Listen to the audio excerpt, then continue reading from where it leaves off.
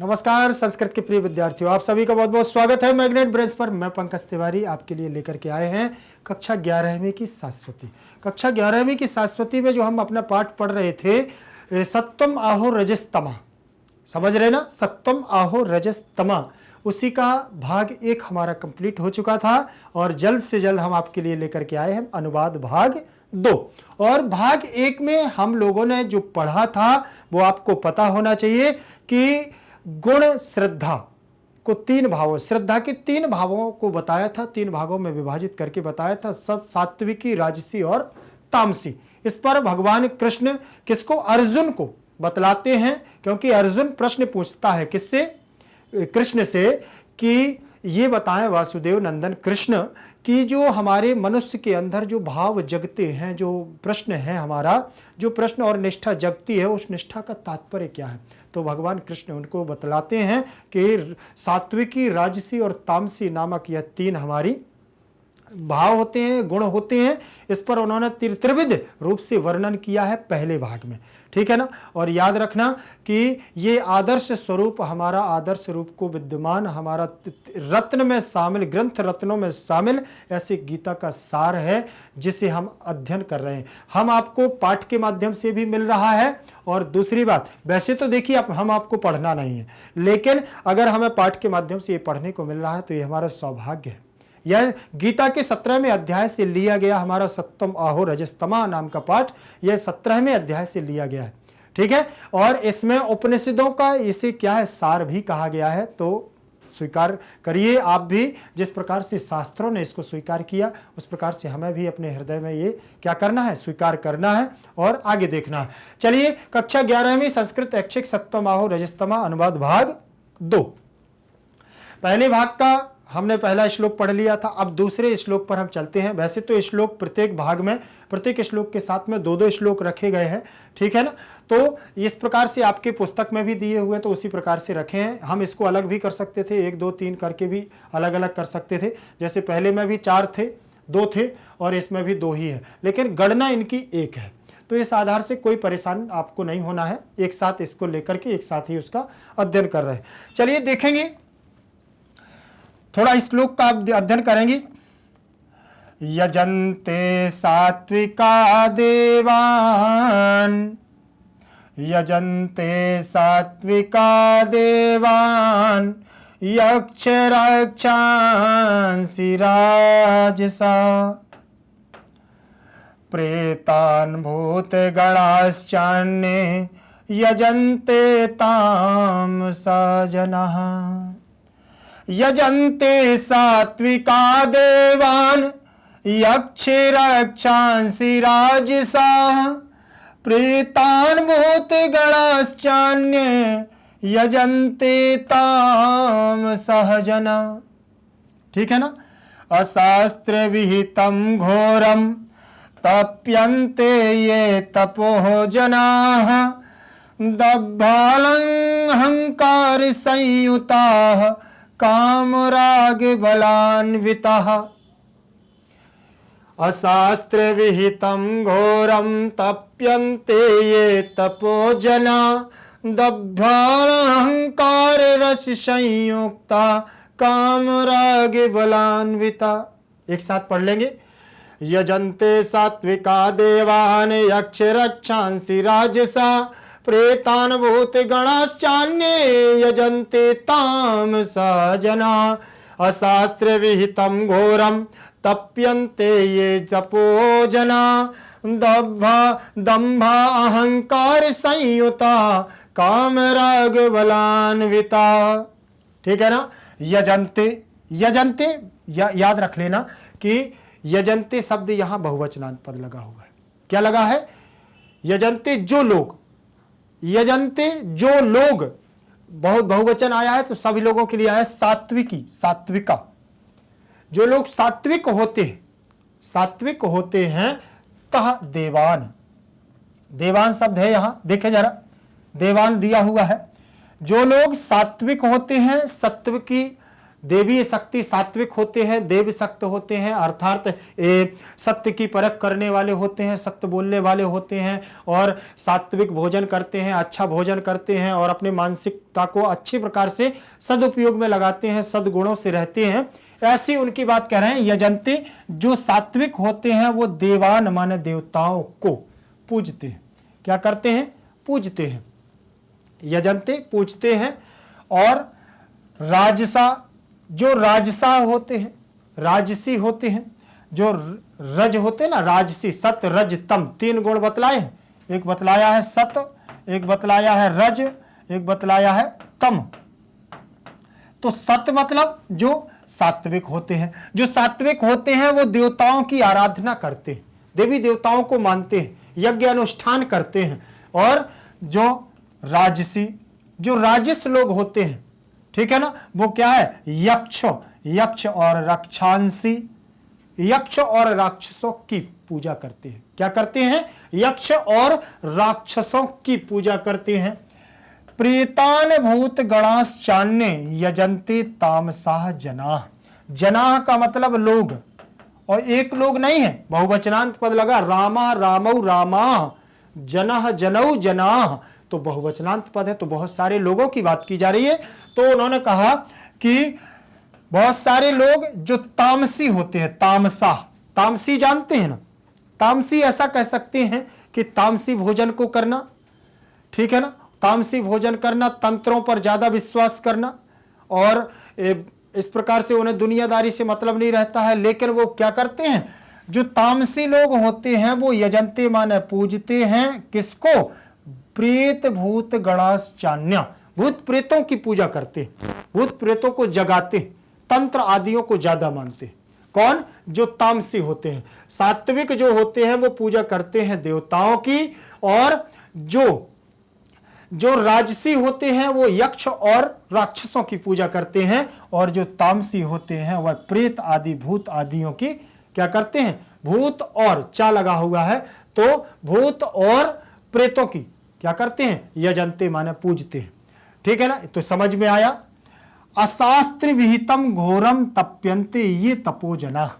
देख ले जरा, अशास्त्र विहितम, अशास्त्र का मतलब समझ रहे हैं ना, अशास्त्र विहितम, विहितम का मतलब जिसे नहीं है शास्त्र का ज्ञान, अशास्त्र विहितम, शास्त्रों से रहित, जिसे शास्त्र का ज्ञान नहीं है, जो शास्त्र को नहीं पूजते हैं, जो शास्त्र के बारे में जानना नहीं चाहते, जो शास्त्रों को उठाना नहीं चाहते, जो शास्त्र को देखना ही नहीं चाहते, जिसने कभी रामायण, रामचरितमानस, महाभारत, महापुराण, गीता पुराण, उपनिषद आदि का कभी अध्ययन ही नहीं किया, जो इसको मानता ही नहीं, ऐसे शास्त्र विहित, अशास्त्र विहित। देखिए, अशास्त्र विहितम घोरम तप्यन्ते ये तपोजना। ऐसे लोग क्या कहते हैं? जो अशास्त्र विहित होते हैं, जो शास्त्रों से विहित होते हैं, वो घोर तप्यन्ते, घोर तपस्या करते हैं। और ये सभी क्या होते हैं? तपजना, ये तपस्वी लोग होते हैं। ये तप करते हैं, इनको किसी से मतलब नहीं रहता शास्त्रों से, ये केवल तप मानते हैं कि तप करेंगे और तप करके ये सब कुछ प्राप्त करने की कोशिश करते हैं। और फिर इनमें क्या आ जाता है? दंभ, दंभ अहंकार, दंभ गुरूर, अहंकार, घमंड, संयुक्ता। और ये फिर क्या हो जाते हैं? अहंकार और गुरूर से क्या हो जाता? सही होता, मिश्रित हो जाते हैं। काम राग वलान्विता, और काम राग आदि से क्या हो जाते? वलान्वित हो जाते हैं, अनविता, अलग हो जाते हैं। इनको किसी से कोई मतलब नहीं रहती है। घोर तपस्या पर विश्वास करते हैं और इनमें अहंकार से भरे होते हैं, घमंड से भरे होते हैं। ठीक है ना, तो समझ में आया। अब यहां थोड़ा सा एक देखेंगे, ये देख लेंगे।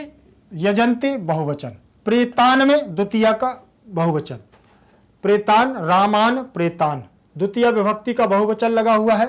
भूत प्रेत गणास चान्य, चा अन्य, गणास चान्य, विसर्ग संधि, गणा धन चा अन्य, ठीक, चा अन्य, तो गणास चान्य, दीर्घ संधि चान्य में हो जाएगी, और यहां विसर्ग संधि तो साग।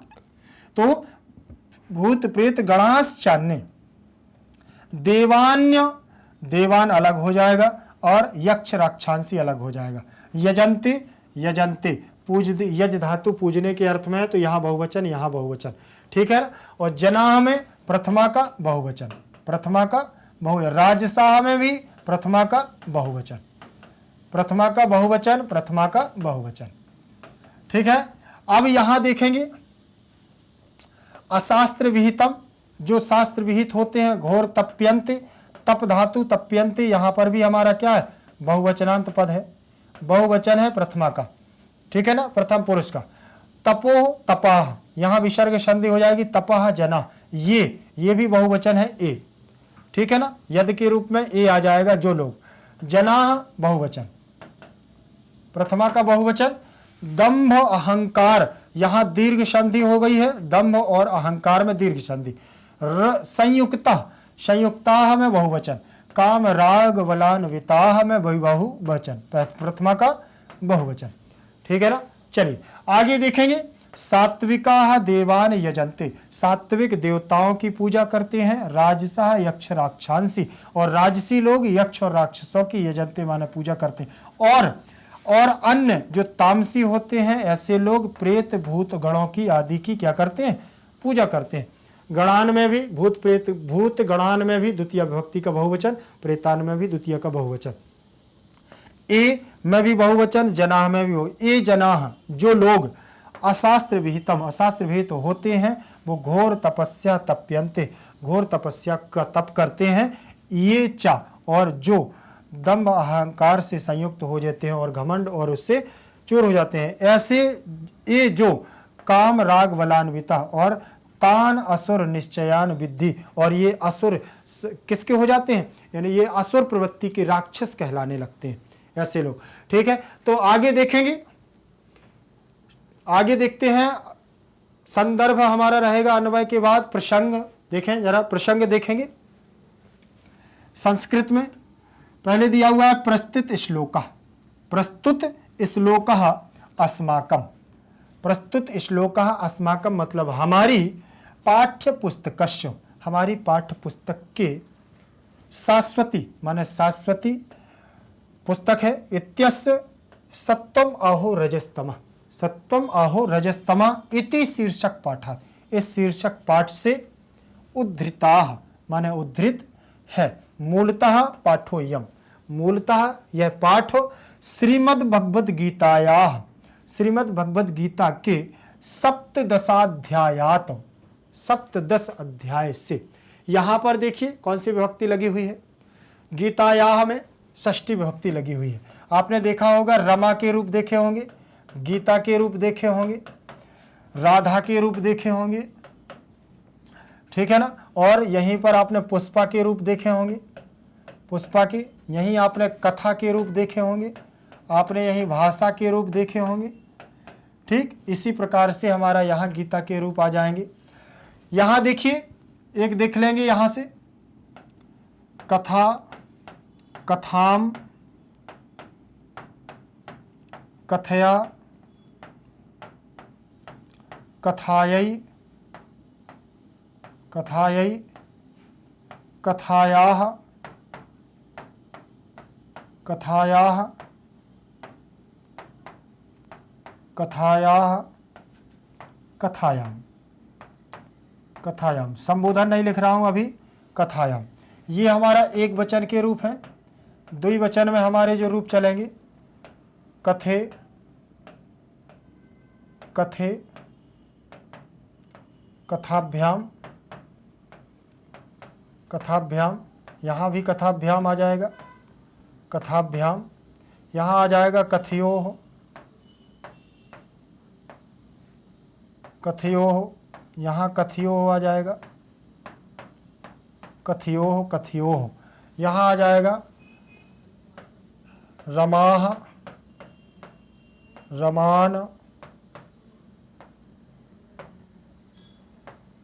रमाभि, क्या आएगा रमाभि, अरे एक मिनट, कथाः, कथान, कथाभि, कथाभि, कथाभ्य, रमाभ्य, कथाभ्य, कथाभ्य कथायाम कथासु। क्या बनेगा? कथासु। ठीक है ना। ये हमारे रूप, हमने संबोधन को छोड़ दिया है। प्रथमा विभक्ति, द्वितीय विभक्ति, तृतीय विभक्ति, चतुर्थी, पंचमी, षष्ठी, सप्तमी, संबोधन अभी छोड़ दिया है। ठीक है ना। देखे जरा, अब यहां से जो यहाँ ये सप्त ये हमारा बना है भगवत गीता, यहाँ इसी से बन जाएगा। गीता के भी हमने रूप रख दी है इसी में। यहां से देखेंगे, कथा कथाम कथया कथायै कथायाः कथायाः कथायाम हे कथे प्रथमा द्वितीया कथे कथे तृतीया चतुर्थी पंचमी कथाभ्याम कथाभ्याम कथाभ्याम षष्ठी सप्तमी कथयो कथयो संबोधन है हे कथे। फिर यहाँ आ जाएगा कथा कथान कथाभि कथा कथान कथाभि कथाभ्यः कथाभ्यः कथायाम कथासु। ठीक है ना। रमाभ्याम रमाभ्याम रमायाम। ठीक है ना। रमासु। ठीक, यहाँ पर कथा रमाभ्याम रमाभ्या रमाभ्या रमायाम रमासु से ऐसे बने। अब यहाँ गीता के गीता गीताम गीतया गीतायै गीतायाः गीतायाः गीतायाम हे गीते गीते गीते गीताभ्याम गीताभ्याम गीताभ्याम गीतयो गीतयो गीताः गीतान गीताभि। ठीक है ना। और गीताभ्या गीताभ्या गीतायाम गीतासु, ऐसे रूप चल जाएंगे। तो कथायाः दिख रहा है, तो यहाँ गीतायाः भी दिख रहा होगा। तो किस विभक्ति का है? पंचमी का मान नहीं सकते हैं, क्योंकि का अर्थ निकल रहा है, तो षष्ठी विभक्ति का माना जाएगा। किसका माना जाएगा? षष्ठी विभक्ति का। श्रीमद् भागवत गीता के का के की का चिन्ह निकलेगा षष्ठी, का के की। ठीक, तो श्रीमद् भगवत गीता के सप्तदशा अध्यायात, तो यहाँ पंचमी विभक्ति लगी। सप्तदश माने 17वें अध्याय से, और से का चिन्ह लगेगा पंचमी विभक्ति में। कैसे? राम का रूप बनता है ना, रामः रामम, रामः रामम, रामेण रामाय, रामात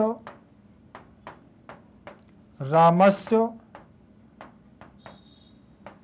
रामे रामे। यहां तक समझ में आ गया। तो रामात बना पंचमी में, तो वहां देखें अध्यायात बना हुआ है, बना है। तो पंचमी विभक्ति राम के अध्याय में भी छोटा आ है, राम में भी छोटा आ होता है लास्ट में, तो अकारांत पुल्लिंगवाची शब्द बन जाएंगे। ठीक, तो यहाँ बता मूलतः पाठो, यह मूल रूप से यह पाठ श्रीमद् भगवत गीता के 17वें अध्याय से संकलिता माने संकलित किया गया है। श्लोकेस्मिन में यहाँ पूर्व रूप संधि, श्लोके धन अस्मिन, क्या होगा? अस्मिन, श्लोके धन अस्मिन, तो श्लोकेस्मिन बन जाएगा।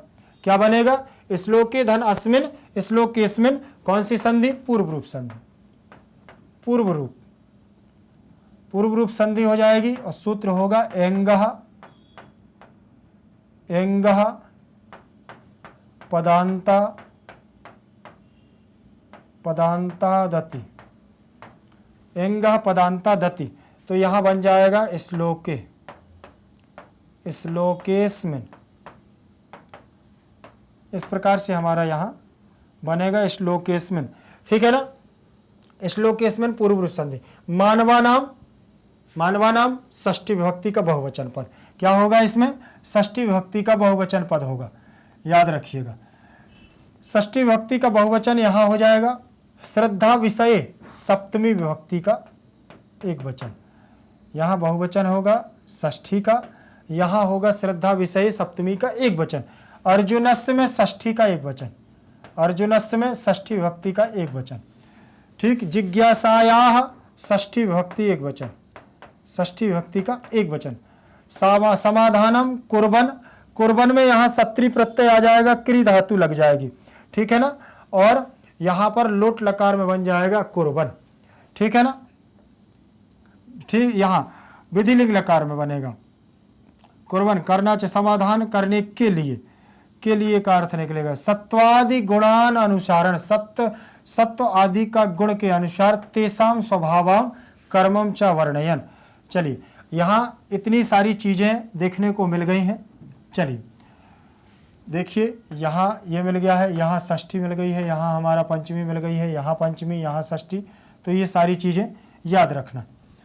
मूलतः यह पाठ श्रीमद् भगवद गीता के 17वें अध्याय से लिया गया है। इस श्लोक में मानवों की श्रद्धा के विषय में अर्जुन की जिज्ञासा का समाधान करने के लिए सत्वादी गुणों के अनुसार स्वभाव और कर्म पर वर्णन किया गया है। ठीक है ना। चलिए आगे देखेंगे। प्रसंग हमारा रहेगा अब हिंदी में। प्रस्तुत श्लोक हमारी पाठ्य पुस्तक के सप्तम आहोरजस्तमः शीर्षक पाठ से उद्धृत है। मूलतः यह पाठ श्रीमद् भगवद गीता के 17वें अध्याय से संकलित किया गया है। इसमें निष्ठा श्रद्धा के बारे में अर्जुन के द्वारा पूछे गए प्रश्नों का भगवान श्री कृष्ण द्वारा समाधान करते हुए श्रद्धा के विविध रूप का विवेचन किया गया कि श्रद्धा का रूप कैसा है, श्रद्धा का भाव कैसा है, श्रद्धा पर क्या क्या होना चाहिए, श्रद्धा क्यों ऐसी है, श्रद्धा किस किस में कैसी होती है, उसके बारे में यहाँ विभिन्न रूपों पर क्या है यहाँ वर्णन किया गया है, विवेचन किया गया है। चले आगे देखेंगे। प्रसंग के बाद हम शब्दार्थों पर चलते हैं। हिंदी में हमारे शब्दार्थ रहेंगे। जरा देखिए, सात्विका क्या दिया हुआ है, सात्विका। सात्विका का मतलब होता है सात्विक मनुष्य, जो सत्य बोलता हो, मीठा हो, सरल हो, संगति सद संगति हो, सद संगति, सत्संगति हो, सत्संगति हो जिसकी, ठीक, आदर्श स्वरूप हो, आदर्शवादी हो, ठीक है ना। तो ऐसे लोगों को हम क्या कह सकते हैं। और सात्विक भोजन हो, सात्विक भोजन वाला हो, भोजन हो जिसका, ऐसे व्यक्ति को हम सात्विक मनुष्य कहते हैं, जिसके अंदर सत्य हो, मीठावन हो, सरल हो, सत्संगति हो, आदर्शवादी हो, सात्विक भोजन हो और परोपकार करने वाला हो। ऐसे व्यक्ति को हम सात्विक मनुष्य कह सकते हैं। ईश्वर पर विश्वास रखने वाला हो, ईश्वर को मानने वाला हो, लेकिन कर्म को करने वाला हो, ठीक है ना। ऐसे व्यक्ति को हम क्या कह सकते हैं, सात्विक कह सकते हैं, सरल कह सकते हैं। ठीक। देवान द्वितीय विभक्ति का बहुवचन, देवताओं का या देवताओं को, ठीक है ना। देवताओं को का अर्थ निकलेगा देवताओं को, याद रखना। देवान रामान बनेगा, जैसे द्वितीय विभक्ति के बहुवचन में वैसे ही देवान बनेगा। यजन्ते माने पूजन करते हैं। यजन्ते ये हमारा यज धातु से और प्रथम पुरुष बहुवचन में बना हुआ है, प्रथम पुरुष बहुवचन में, ठीक है। यजन्ते बना हुआ है, पूजन करते हैं। राजसाह राजस रजोगुण वाले मनुष्य, राजस रजोगुण वाले मनुष्य बहुवचनांत पद है प्रथमा का बहुवचन। यक्ष रक्षांसी यक्षों तथा राक्षसों का, यक्ष रक्षांसी ये समझ गए ना। यक्षों और क्या है राक्षसों का वर्णन, रक्षांसी जिसमें यक्ष राक्षसों का क्या करते हैं, पूजन करते हैं। प्रेतान भी देखिए, प्रेतों को यहां भी द्वितीय का हमारा क्या रहेगा,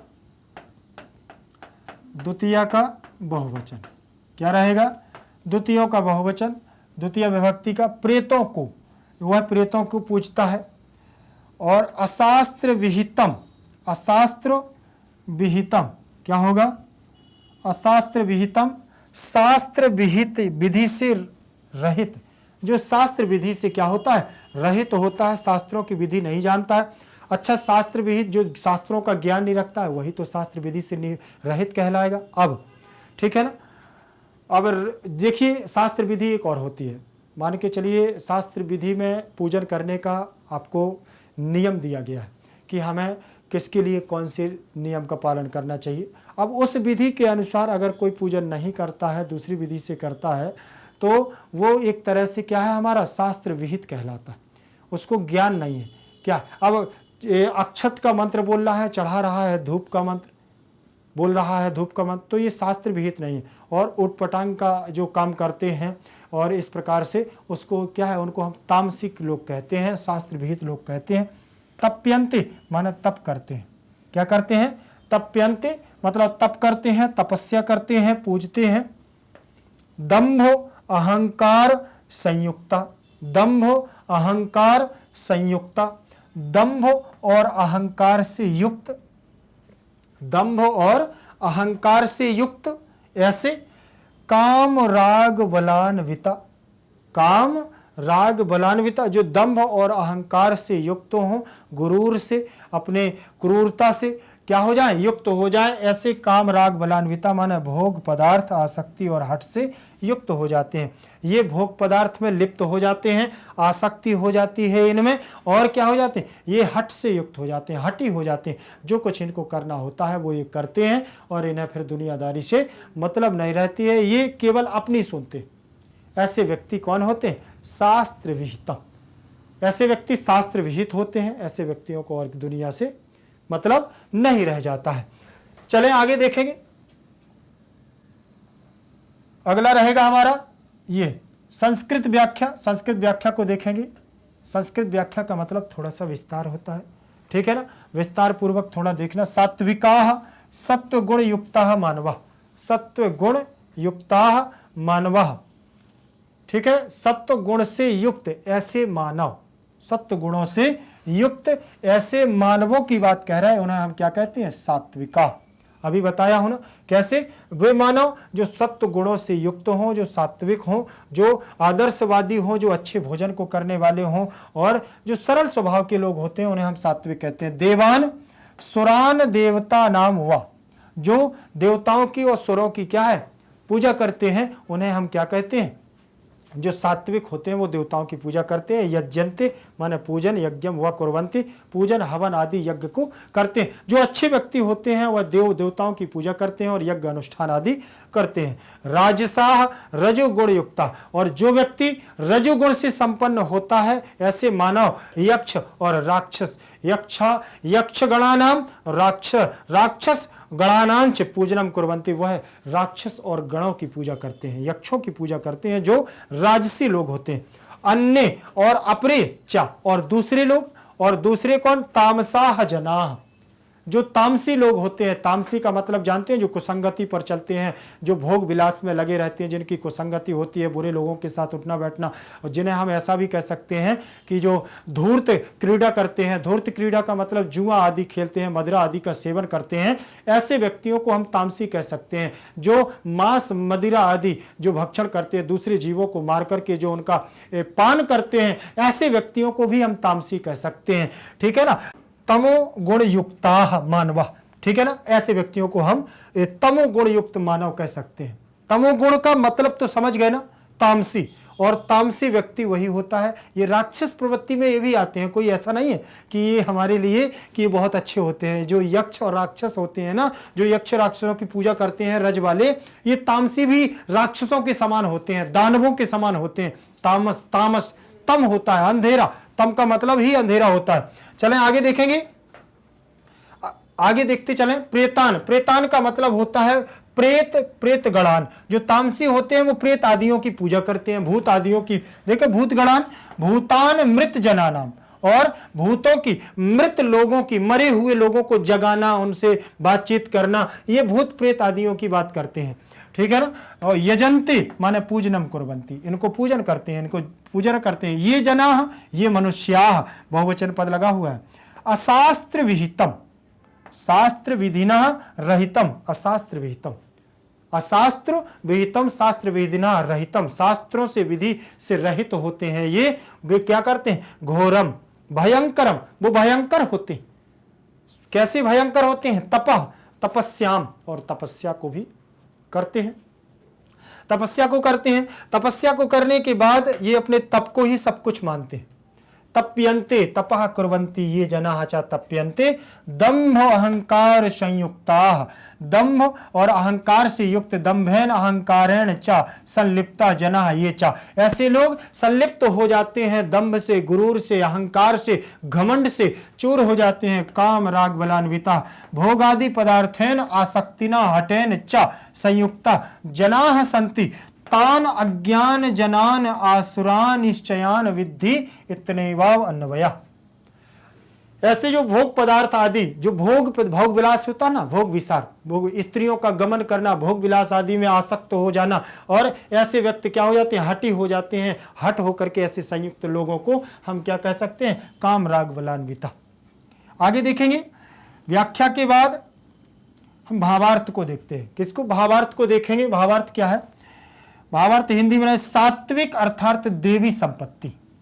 दैवीय संपत्ति, देवी संपत्ति वाले मनुष्य देवों का पूजन करते हैं। जो देवी संपत्ति वाले मनुष्य होते हैं, जो सात्विक होते हैं, ऐसे मनुष्य देवताओं की आराधना करते हैं, देवों की पूजा करते हैं। राजस रजोगुण वाले मनुष्य यक्षों और राक्षसों का पूजन करते हैं, यक्षों और राक्षसों की पूजन करते हैं। और अन्य तामस तमोगुण वाले मनुष्य प्रेतों तथा भूतों का पूजन करते हैं। जो मनुष्य शास्त्र विधि से रहित घोर तप करते हैं, जो दंभ और अहंकार से भरे हुए होते हैं, और जो भोग पदार्थ आसक्ति तथा हट से युक्त होते हैं, उन अज्ञानियों को आसुरी निष्ठा वाले समझना चाहिए। ऐसे व्यक्तियों को आसुरी निष्ठा वाला समझना चाहिए। ठीक है ना? किसी व्यक्ति विशेष को लेकर के ये पाठ नहीं समझिएगा। जो अध्ययन कर रहे हैं उनको अगर कोई इस प्रकार से थोड़ा बहुत सेवन करता भी है तो वो अपने ऊपर ना ले जाए ये बात, लेकिन हकीकत यही है। याद रखिएगा कि जो तामसी व्यक्ति होता है वो भूत प्रेत आदि होता है, राक्षस प्रवृत्ति का होता है, जो मांस मदिरा का सेवन करता है, ठीक है ना, और कुसंगति करता है। ऐसे व्यक्ति सब क्या कहलाते हैं? हमारे हमेशा ऐसे व्यक्ति हमें क्या दिलाते हैं? तामसिकता का बोध कराते हैं। ये हमेशा आलसी होते हैं, ये ज्यादा निद्रा लेते हैं। ऐसे व्यक्ति हमेशा ऐसे ही रहते हैं। ठीक है ना? चलिए आगे देख लेंगे। और अहंकार हो जाता है इनमें, ठीक है ना। शास्त्र विहित तो हो ही जाते हैं। शास्त्र विहित वाले जो लोग होते हैं वो तो अहंकार से होते हैं, और वो भी अहंकार से युक्त हो जाते हैं जो व्यक्ति क्या होते हैं? जो व्यक्ति तामसी वाले होते हैं। मदिरा का सेवन कर लिया, फिर उन्हें किसी चीज की चिंता नहीं रह जाती है। ठीक है ना? मांस मदिरा का भरपेट भोजन हो गया, यहां से अब रात्रि में आते हैं झूमते झूमते। उन्हें ये नहीं पता कि हम किस गति से वाहन को चला रहे हैं, हमारे सामने कौन है, हमें किससे क्या बोलना है, छोटा है कि बड़ा है, हमें किससे क्या बातचीत करनी है। ये व्यक्ति फिर राक्षस प्रवृत्ति के ही कहलाने लगते। ये राक्षसों की आराधना करना नहीं, ये स्वयं राक्षस बन जाते। ये बात याद रखना, ठीक है ना। तो कोशिश करना है सात्विक अर्थात देवी संपत्ति, देवताओं से आराधित होना चाहिए, सरल स्वभाव का होना चाहिए, अपने कर्म में लीन होना चाहिए। कर्म का परिणाम हमेशा अच्छा ही मिलता है। जो व्यक्ति जिस प्रकार का कर्म करता है इस प्रकार से आपको परिणाम मिलता है। आपको एक थोड़ा सा आंशिक रूप से महाभारत का ही वो बतलाते हैं, एक अंश रूप में, कि जब भीष्म पितामह जी की मृत्यु हुई अर्जुन के द्वारा, तो आप सबने इस कहानी को देखा भी होगा, टीवी पर भी देखा होगा और सुना भी होगा कि भीष्म पितामह जी को इच्छा मृत्यु का वरदान था। किसका? इच्छा मृत्यु का वरदान था। फिर भी उनकी जब गति हुई, जब वो अंतिम गति में पहुंचे, तो हमारे शरीर के प्रत्येक कोई भी ऐसा अंग नहीं था, प्रत्येक अंग में बाण से छिद्र कर दिया गया था। जब उनको अर्जुन के द्वारा मारा गया तो उनके शरीर में ऐसा कोई भी अंग नहीं बचा था जहां उनको तीर न लगा हो, बाण न लगा हो। बाण से छिद्र आर पार निकल गया। और फिर वह 18 दिन तक बाणों की सैया पर लेटे रहे। कई दिनों तक बाणों की सैया पर लेटे रहे। क्यों लेटे रहे? कारण उनको ये जानना था कि मेरे द्वारा ऐसा कौन सा अपराध हुआ है, मेरा कर्म ऐसा कौन सा हुआ है जो आज मुझे इसका परिणाम भोगने को मिल रहा है। तो 18 दिन तक, 18 दिन के बाद जब युद्ध समाप्त हुआ और कुछ समय के बाद फिर कौन आया? कृष्ण, वासुदेव कृष्ण। वासुदेव कृष्ण भी ऊपर से देख रहे हैं कि आखिर भीष्म पितामह जी को इच्छा मृत्यु का वरदान है, ये जाग क्यों नहीं रहे हैं? वो चाहते तो बाणों की सैया पर और अभी जीवित रहते, मर नहीं सकते, लेकिन इच्छा मृत्यु का वरदान था तो इतना कष्ट लेकर कि क्यों यहाँ अभी बाणों की सैया पर रहे। फिर भी उनकी इच्छा थी कि मुझे अपने कर्मों को जानना है, ये किस कर्म का मुझे ये फल मिल रहा है कि मेरे शरीर में, मेरे प्रत्येक अंग में बाणों के द्वारा छिद्र कर दिया गया है। अब जैसे ही वासुदेव कृष्ण आए तो उन्होंने पूछा कि भीष्म पितामह जी के पितामह ये क्या है? तो उन्होंने कहा कि वासुदेव, मैं आप ही का इंतजार कर रहा था, ये मुझे बतलाइए कि ये किस जन्म का परिणाम है। तो बोले राजन, आप बतलाइए कि ना आपको कितने जन्मों का याद है? तो उन्होंने कहा मुझे 12 वर्षाणी, वो 12 नहीं, 22 वर्षाणी अर्थात 22 जन्मों का हमें यह ज्ञात है कि मेरे द्वारा कोई भी ऐसा जघन्य अपराध नहीं किया गया है, मेरे द्वारा ऐसा कोई कर्म नहीं किया गया है कि जिससे कि मुझे इस प्रकार की फलीभूत परिणाम मिलना चाहिए, इस प्रकार का मुझे लास्ट में परिणाम मिलना चाहिए, मैंने ऐसा कोई कर्म नहीं किया। तो उन्होंने कहा राजन, ये 22 जन्मों का नहीं, ये 23वें जन्म का परिणाम है, जब आप उस समय भी राजा ही थे, राजा और रानी दोनों, आप दोनों कहाँ जा रहे थे? विहार करने के लिए, भ्रमण करने के लिए प्रातःकाल रथ से जा रहे थे। तब याद करो राजन कि आपने अपने तर्कस से बाण निकाल करके क्या किया था? तर्कस से बाण निकाल करके आपने उस आपके रथ के सामने जो सर्प आ गया था, उस सर्प को आपने बाण की नोक से उठा करके उसको हटाया था। याद करिए राजन। तो उन्होंने याद किया कि हाँ उठाया था। तो लेकिन वहां पर उन्होंने कहा आपने तो अपने अनुसार तो बहुत अच्छा किया था, आपने बहुत अच्छा किया था, उस सर्प की जान बचाई थी, लेकिन जाने में या अनजाने में आपसे गलती हो गई थी। जान करके तो आपने गलती नहीं की, लेकिन अनजान में आपसे गलती हुई थी। आपका जो आपने जो सर्प आपने हटाया था, वो सर्प जाकर के क्या है ना, कंटक युव पादपा, कंटक युव पादपा, कंटक कांटों से समान, कांटों के युक्त समान उस पादप वृक्ष पर, अर्थात कौन? कंटकिन्याह, नागफनी, कंटकिन्याह बोलते हैं नागफनी को, नागफनी के पेड़ पर गिरा, और जितने कांटों पर वो सर्प गिरा था और जितने कष्टों से उसकी मृत्यु हुई थी, आज राजन आप भी उतने ही कांटों पर लेटे हुए हो। इसीलिए बोले मैं कहता हूं कि कर्म चाहे जान करके करो चाहे अनजान में करो, कर्म आपका अगर जिस प्रकार से होगा तो पीछा नहीं छोड़ सकता है। कर्म हमेशा आपको परिणाम देगा, वो कब तक देगा ये समय निश्चित करने वाला विधाता होता है, जिसने ये लिख दिया है कि कर्म किसी का पीछा नहीं छोड़ता है। इसीलिए हमें हमेशा अच्छे कर्मों को करना चाहिए। गीता में नहीं, ये युद्ध के बाद भीष्म पितामह जी को भगवान कृष्ण ने उपदेश बतलाया था। यहां पर भी वही अज्ञानियों के लिए कहा गया है कि व्यक्ति अज्ञानी क्या होता है कि जो अज्ञानी व्यक्ति हो जाता है, वो घमंड से चूर हो जाता है, उसे ये पता नहीं रहता कि हम क्या बोल रहे हैं, क्या हमें बोलना चाहिए, उसको ये भान नहीं रहता। चलिए आगे देखेंगे। भावार्थ के बाद हम आगे चलेंगे व्याकरणात्मक टिप्पणी पर। व्याकरणात्मक टिप्पणी क्या है हमारी? सबसे पहले देखेंगे सात्विका। क्या दिया हुआ है? सात्विका। सत्व ठई पुल्लिंग, प्रथम देखिए प्रथम पुरुष पुल्लिंग वाची है, प्रथम बहुवचन, प्रथमा का बहुवचन है। शिक सात्विका, सात्विका में सत्व रहेगा और ठक में आ, हम ठई में आ हो जाएगा।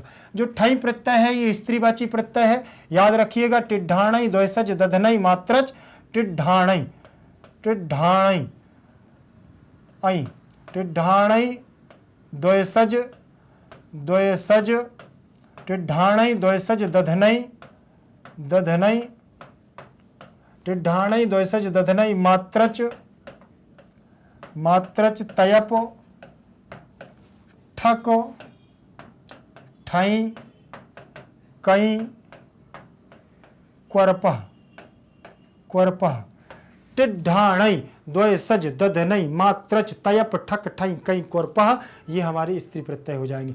ठीक है ना। तो यहाँ पर ये टित वाले जो होते हैं, नदट से नदी बनता है, तो ये हमारे टित अण वाले प्रत्यय भी होते हैं।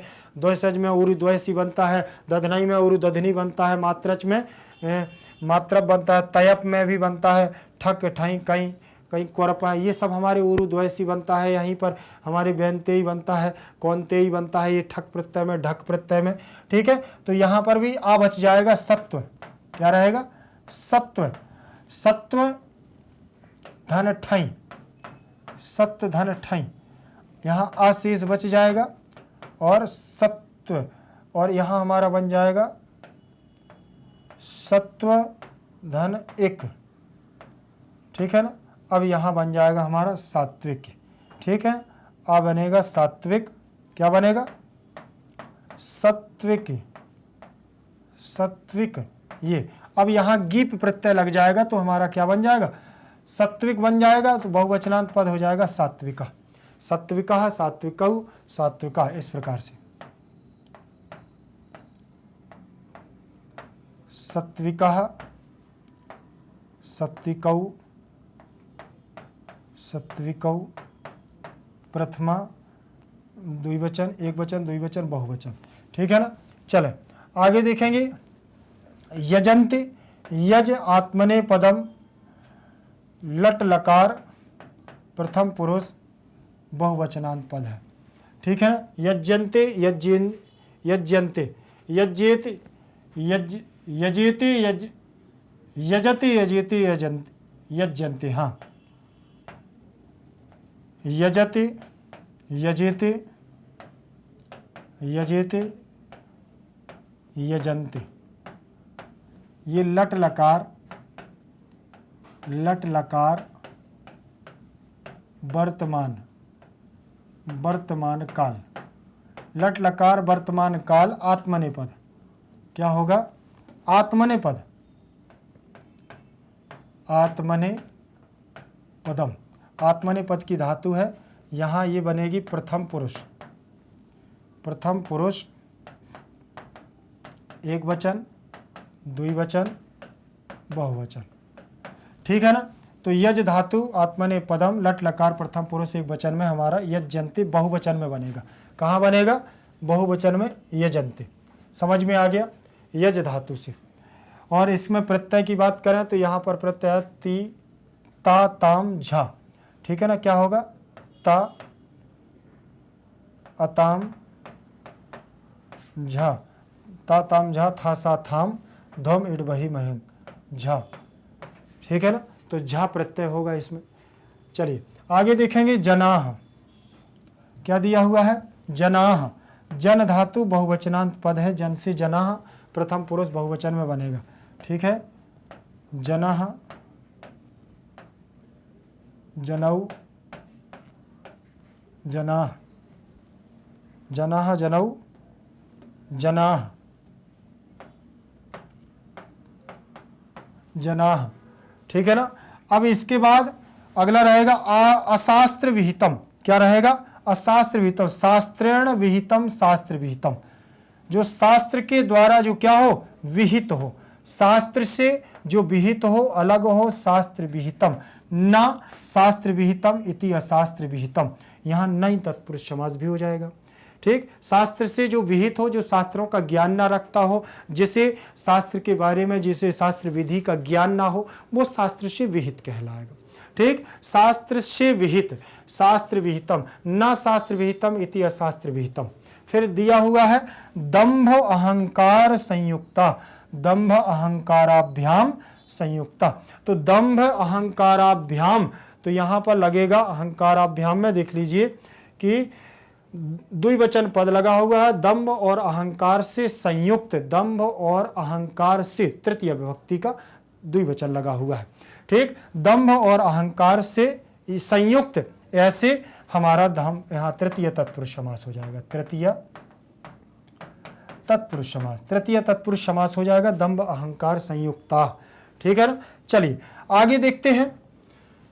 अब ये व्याकरणात्मक टिप्पणी, हाँ, ये हमारा भाग अनुवाद 2 भी हो गया है, पूरा हो गया है, और विधिवत तरीके से इसको अच्छे तरीके से हम लोगों ने किया भी है, और आप भी इसको अच्छे से देखिएगा। और इसके जल्द ही हम इसका अगला भाग लेकर के आपके सामने उपस्थित होंगे।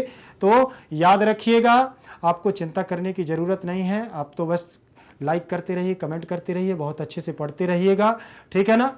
और आपको मैं बता दूं कि अगर नोट्स की आपको ज़रूरत पड़ती है तो आप हमारे लिंक पर जाएं, हमसे संपर्क करें, क्योंकि यहाँ पर देखिए बुक्स और ई बुक्स के माध्यम से नोट्स भी आपको प्रोवाइड कराए जाते हैं।